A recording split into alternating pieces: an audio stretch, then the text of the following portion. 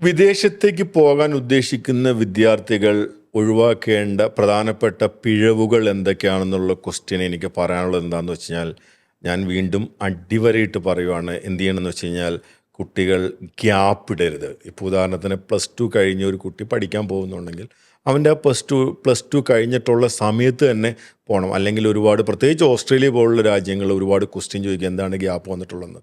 അപ്പോൾ ഗ്യാപ്പില്ലാതെ എത്രയും പെട്ടെന്ന് പോകാനായിട്ടൊരു ചെറിയ കാഴ്ചപ്പാടും ചിന്തയും ഉണ്ടെങ്കിൽ പഠനത്തിനോടൊപ്പം പഠനം കഴിയുമ്പോൾ തന്നെ പോകാനായിട്ട് ശ്രമിക്കുക. ഒരുപാട് സമയം അതിന് നീട്ടിവെക്കരുത്. നീട്ടിവെച്ച് കഴിഞ്ഞാൽ അത് ഏതെങ്കിലുമൊക്കെ മൈനസ് രീതിയിൽ അത് നമ്മുടെ ആപ്ലിക്കേഷനൊക്കെ വരാനുള്ളൊരു സാധ്യതയുണ്ട്.